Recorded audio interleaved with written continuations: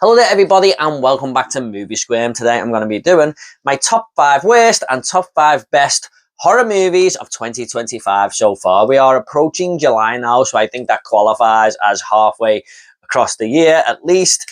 So I always like to do something in the middle of the year. Last year I done a full ranking of all the horror movies I'd seen in the first half of the year. I'm not going to do that this year. I'm going to do this video instead, but I'll do a full ranking at the end of the year from every single horror movie that I watched from worst to best. So look out for that video there. But I thought I'd shake it up a little bit. Now, this year so far has been okay. I think it's a little bit like last year where the first half was a little bit mediocre with one or two great movies in there, and then we got all the heavy hitters at the second half of the year. I do think that's going to be the case because there's some great movies on the horizon coming up in the second half of 2025. However, I do think we've had more better ones in the first half of the year compared to last year. So the top 5 here are really all great movies in my opinion.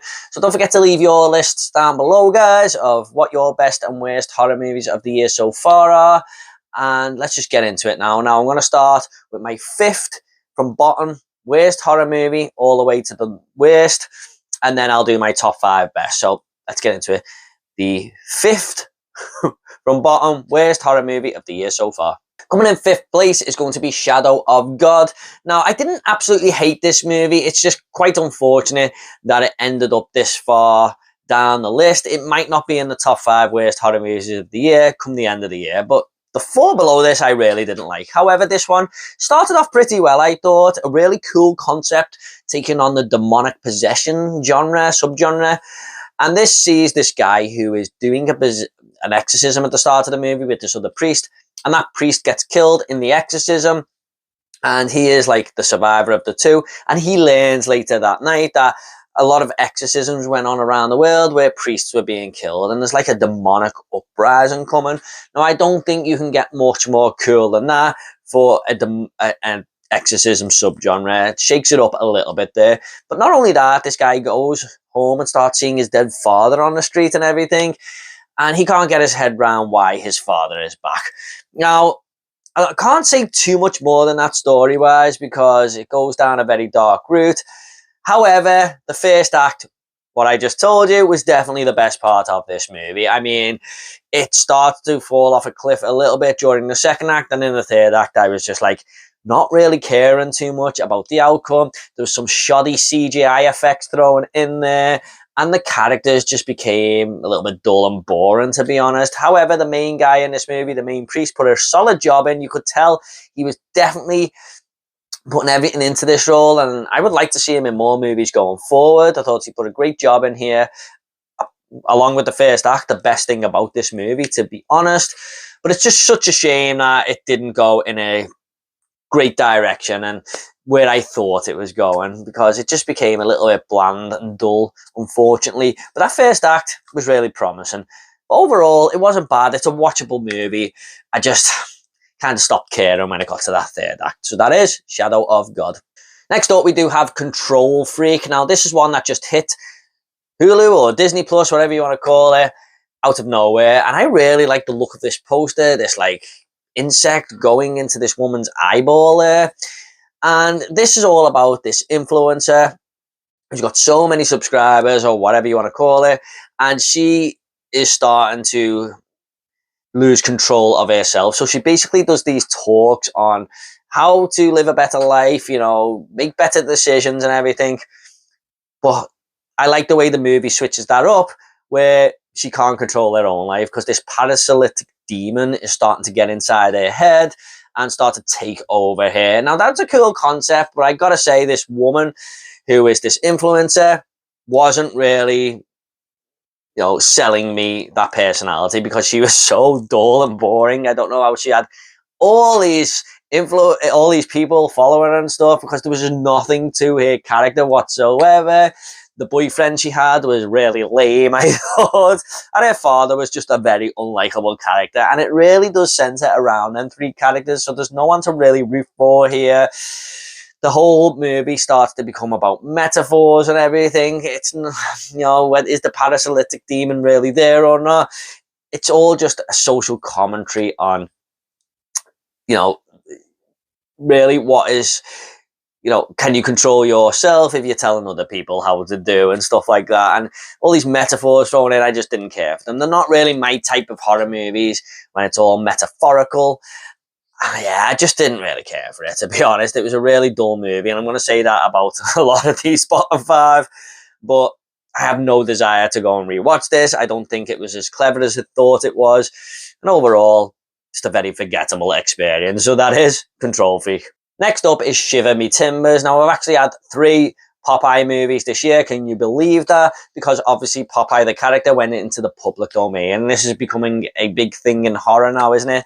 Although most of these movies are weekly made. Now, I will say the other 2 Popeye movies, Popeye's Revenge and Popeye the Slayer Man, I got a bit of fun out of them. You know, I would actually rewatch those movies. I wouldn't be against that or anything. They're not great or anything, but I got a bit of fun there. However, Shiver Me Timbers is by far the worst one out of the 3. If you're going to watch a Popeye movie, go with one of the other 2, not this one. Because this was just absolutely awful. I am a sucker for slasher movies. Even if they're bad, you know, I can sort of get a kick out of them. But this one, it was just so poorly made. Now, I know it's on a low budget, and I usually like to champion indie filmmakers and stuff, but it feels like Mickey's Mousetrap, where there was no heart put into this and they just wanted to make it a quick buck. So yeah, at 70 minutes long, the best thing about it is that it won't be on too long, even though that's not really a positive, because me not wanting to stick around is a negative, I suppose. And the ending, last 10 minutes, kind of went down a fun route, even though it looked like shit. But this is basically about this old guy who's smoking his pipe, and a meteor, this tiny little meteor, goes into his pipe and turns him into Popeye. And the whole story is surrounding these meteors and stuff, where these characters are going out to the outback to drink, smoke, and look at these meteors. And for some reason, this movie wants to show you the sky every 5 minutes. Like, it really destroys the pacing. And it looks like a 2D graphic or something, and I don't quite know why they keep showing it. Maybe to fill up the runtime or something. The kills are so lame, poor, and look terrible. The characters, oh my god, I hated every single one of them. They try to extract lines of dialogue from way better movies, like Ferris Bueller's Day Off. For example, one character is looking up at the sky and says to his friend, if you don't look around once in a while, you might miss something. But he says it so deadly serious, and it's just so cringe. So yeah, unfortunately, this movie, guys, is pants. If you're going to watch a Popeye movie, don't let it be this one. So that is Shiver Me Timbers. Now, these next 2 movies, guys, were dull as dishwater, but The Surrender was just a little bit better than the one below it, which I'm going to speak about, because the performances here were really good. I thought the acting in this movie was spot on, especially from the mother and daughter character. The daughter probably put in a little bit of a better performance, to be honest. But this is basically a movie that tries to deal with grief, and how people deal with grief, and how they deal with missing loved ones. So the movie opens up with this mother and daughter looking after this sick father slash husband. When he finally dies, this mother has got all these plans to try and bring him back. So she's hired this priest who was recommended to her by her friend, who is going to come to the house and do this big ritual and bring this father back to life against the daughter's wishes. So it becomes like a little bit of a conflict in the house there. And that basically starts to go downhill when this priest turns up to the house. I don't even know he's a priest. I don't know what the hell he is, but he just looked really freaky, and as soon as he turned up the house, you'd send him home, put it that way. And in the third act, it tries to go much more down the horror route, and it just fell off a cliff. And I really didn't care for that second or third act. The movie started off okay, a bit like Shadow of God, but yeah, there's so many bad character decisions, especially from the mother, and this daughter, who seems a bit more clever and clued up, doesn't try and really stop her all that much. Like, she does, but not to the point where, you know, you could really stop her. And yeah, I just weren't getting that believability about it. But overall, this movie just felt so boring. It's only a 90-minute movie, but it dragged like hell. I could not wait for it to end, and it just didn't seem to want to. One of the longest 90 minutes of my life, put it that way. And you can usually just sit through a 90-minute movie, whether it's bad or good, but this one just seemed to go on forever. And I've seen a few people who like this movie, but for me, no, it's just got no desire whatsoever to watch this movie again. I get what the filmmakers are going for, you know, with the social commentary on dealing with grief and stuff, but sometimes, you know, that can just be a little bit too much, and you just want to go into a movie and enjoy yourself, don't you? At least I do. But this one, I didn't enjoy myself at all. So that is The Surrender. Coming up though, last, guys, is going to be The Dead Thing. Now, this is a Shudder original, like The Surrender, like Shadow of God, and I think it's been a really hit and miss year for Shudder so far, because there isn't any Shudder movies in my top 5, I don't think, but there's a few in my top 10, and I think they've had some really good movies come out this year, and some really bad ones, and this is just another example of that. Now, this movie was not just the worst movie I've seen this year so far. It wasn't just one of the worst horror movies I've seen in the past 5 years. It's just one of the worst movies I've ever seen in my life. Now, Letterboxd is an app I use quite frequently, and I give this half a star, and that is very, very rare for me to give any movie half a star. I think I've only given like 7 or 8 movies maybe a half a star, but this one, yeah, it's in the club now.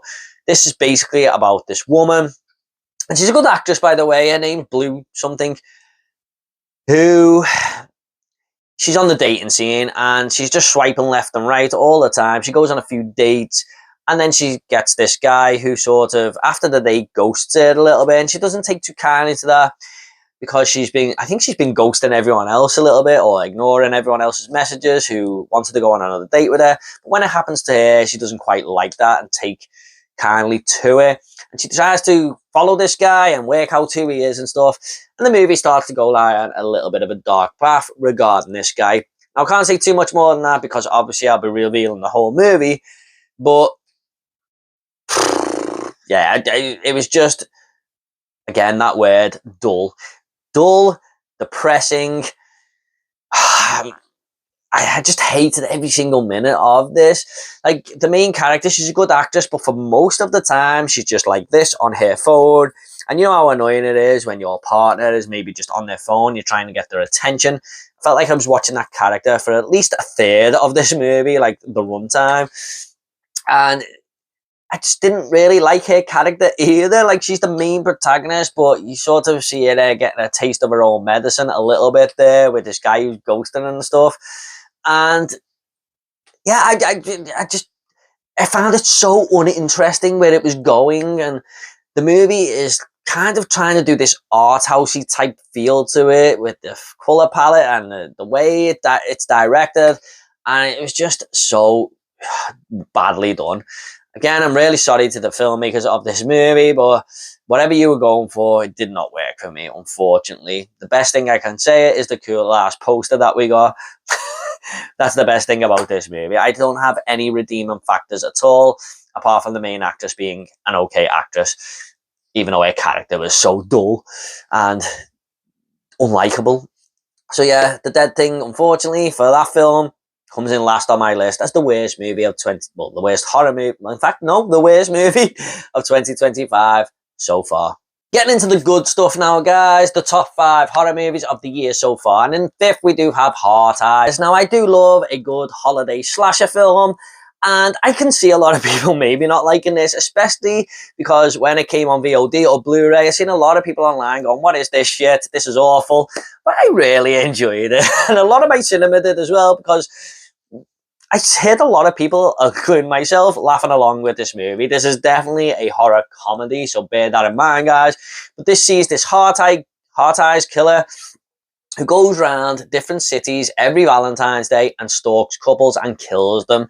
And this time we are in Seattle. And unfortunately for Olivia Holt's character and Mason Goodings, they are stalked by this killer. Even though they aren't a couple, so they go on a date and happen to just kiss as this Heart Eyes killer sees them, and he is chasing them down for the rest of the movie. Now, there's some great kills in this film. The opening scene will tell you exactly how this movie is going to play out, because there's some ridiculous violence in this film. And even with that opening kill, I was like, they're not going to go there, are they? Surely. And they did. And I was like that in the cinema. Holy shit. This is good violence as hell.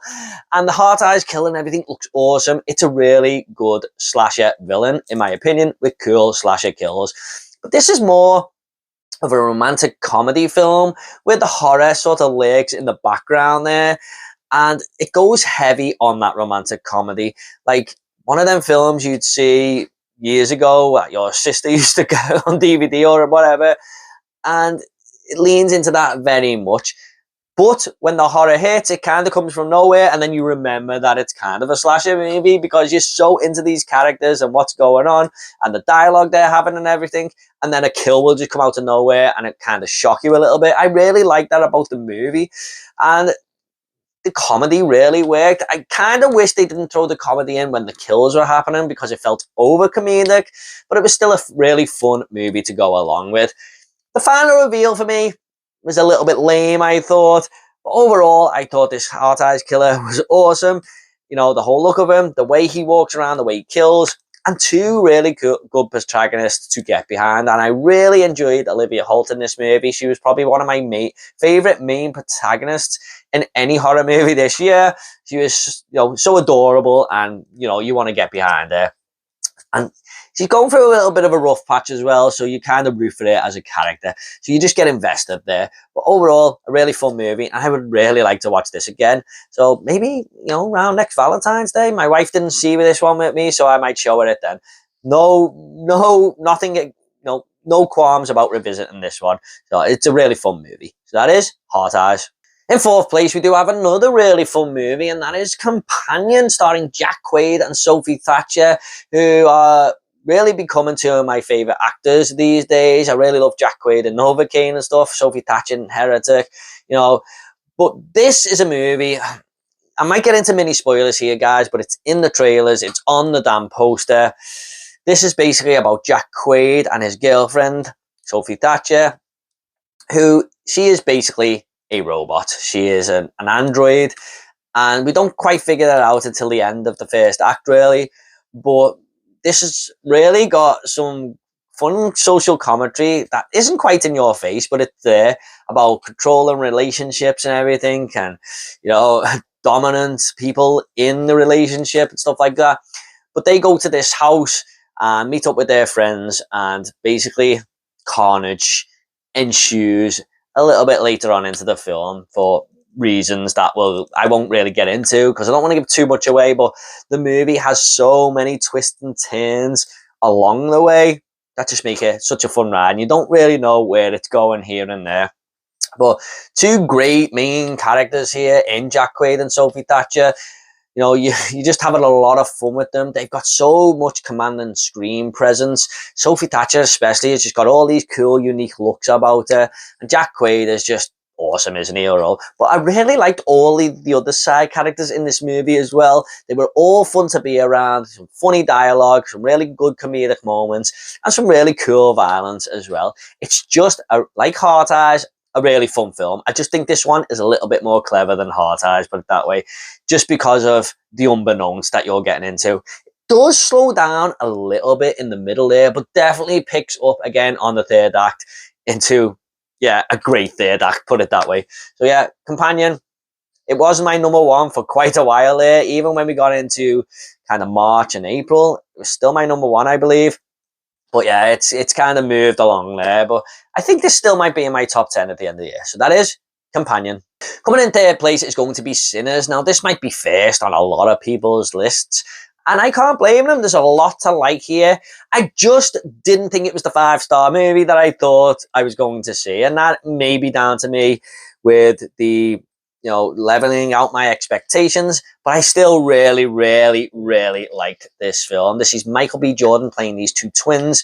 We're kind of gangsters, but they're coming back to their hometown, and they have invested in this bar, and they want to make it the greatest opening night ever, or this town's ever seen, and they get all the great local music talent to play in this bar.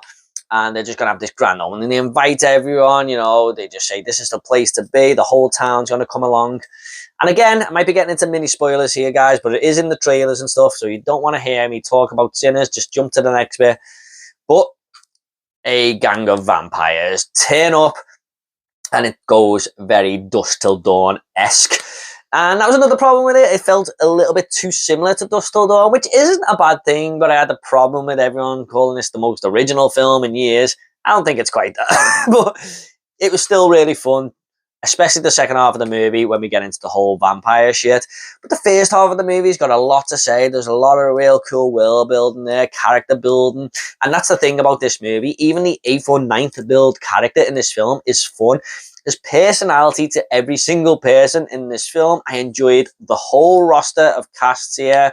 Got Haley Steinfeld and everything doing their thing. Delroy Lindo is a great actor. He's great in this as well. But the second half with Jack O'Connell and his gang of vampires was just awesome. I really love seeing these characters take these vampires on. And I just had a great time with it. But one of the best things about Sinners is the incorporation of music. It actually makes some of the scenes work a lot and just really gets that whole sort of culture on screen there. And you know, it just surrounds the movie so well. So yeah, Sinners, really, really great film. I've heard they may be doing a sequel, and I can see why. And I really like the fact that that could take place in maybe a different time period or something there, going by that ending. So yeah, stick around after the credits, by the way. There's a whole 5-minute segment there. The movie doesn't end on the end credits. Oh yeah, Sinners, for me, awesome movie. I really do think I'm going to enjoy this a lot more on a rewatch. So I'm going to pick that 4K up when it comes out. Because one thing that really bugged me in the cinema was the dialogue. I mean, I've heard a lot of people say they didn't have this problem whatsoever, but I was sort of finding it hard to hear what some of the characters were saying at times. So maybe on 4K that will all change. It might have just been the screen I was in. But yeah, can't wait to rewatch this one. Great performances from Michael B. Jordan there, doing another double act with Ryan Coogler. You know, them two just go together so well, don't they? And this is no different. So in third place is Sinners. Coming in second place, though, is going to be Final Destination Bloodlines. Now, I know a lot of people might be saying that's sacrilege to have that above Sinners, and who knows, on rewatch of Sinners, maybe that'll jump to second or even first. Who knows? I really do want to rewatch that movie. But Final Destination Bloodlines, you know, I don't feel guilty putting this in second place or above Sinners or anything. I had so much fun with this at the cinema. Now, this is basically, you know, following on the Final Destination franchise, and I was really surprised at how much I really loved this film. And it's not the fact that it was good, because I like all the Final Destination movies. I think it's a really strong franchise. Even the fourth one, I like them all.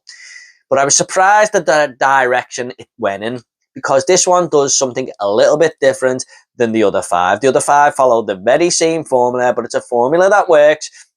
Final Destination Bloodlines expanded on it. So basically, this sees this woman who survives this building collapse in the 1950s, and she saves a lot of people in this building. So all these families that have survived, like these people who've survived, have gone on to have families and everything, but these families should never, ever exist. So Death have been trying to catch up with all these families, these bloodlines, killing them all off over the years. And we are at the final family now who have survived this event, who are still alive, who shouldn't have existed. And it is focusing on them. And I think this really had a great main protagonist who's sort of working all this out. I'm really sorry I forgot her name, but she's working out what's going on. And I really love the explanation as to what's going on with Death, and, you know, how people have cheated Death over the years. You know, as she's explaining it on the screen, it was just a really cool concept. And I really like how we, understand Tony Todd's character a lot more now, because there's a little mini storyline with him. He's always been a little bit of a mysterious character to me in these movies, and I don't think anyone quite knows who he is in these films. Going by the first movie, a lot of people thought he was actually Death himself. And in like the fifth movie, just like this coroner who sort of gives advice. But this movie explains everything about his character, and it makes him much more understandable now in the other films. And a great send-off for Tony Todd. He is going to be sorely missed. But yeah, it was like his own little send-off there as the actor as well. So really sad to see, but a great storyline to end his character on. But the kills here are awesome. Like, it's got some of the best deaths in the entire franchise. The MRI death, man, that is so unforgettable. But the garbage truck kill as well, like what happens leading up to that is absolutely genius. Like, you will know what I mean when you see it on screen. But yeah, the bit of dialogue that they have before that kill and then what actually happens during the kill, so genius. So yeah, Final Destination Bloodlines for me, guys. A great opening as well, like all the others. One of the best openings. Was awesome to me. I absolutely loved this film. I had so much fun with it. Yeah, I can't wait to rewatch this and pick it up on 4K as well. Yeah, the second best movie in the Final Destination Bloodlines franchise for me. In the Final Destination franchise for me, to be honest. I think the first will always be my favourite, but this one is second. It's that good. So that is Final Destination Bloodlines. Coming in first place, though, is going to be 28 years later. And this is a very divisive film, it seems. It seems a lot of people hate this movie and a lot of people love it. I know there's people who are kind of in the middle as well.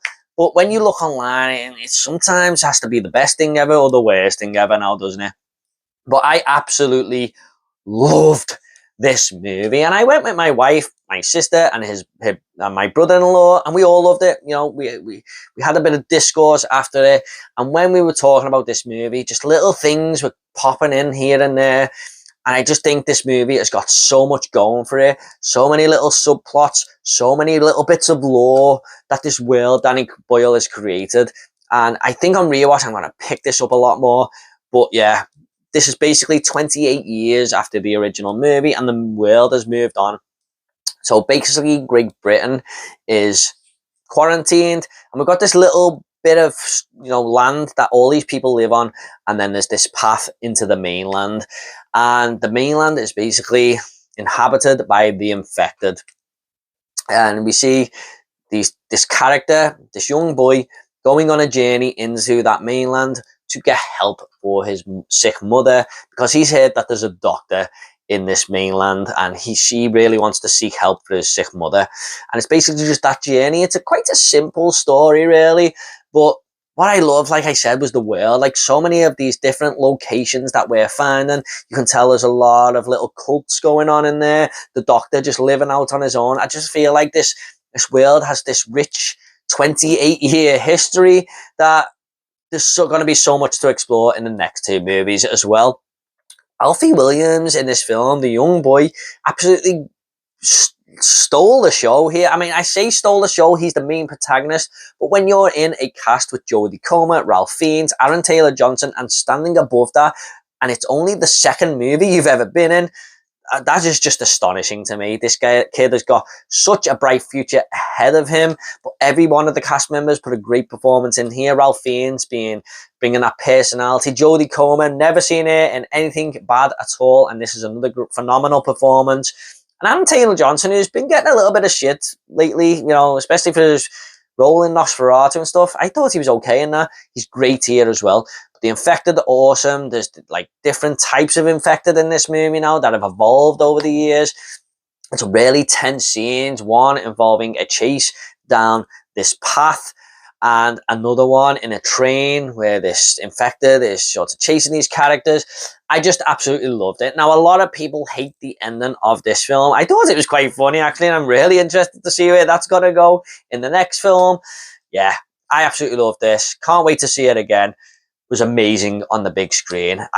Yeah, it was everything I wanted from this sequel and more. So yeah, 28 years later is my #1 film of the year, and there's a chance it's probably going to remain there. We'll see.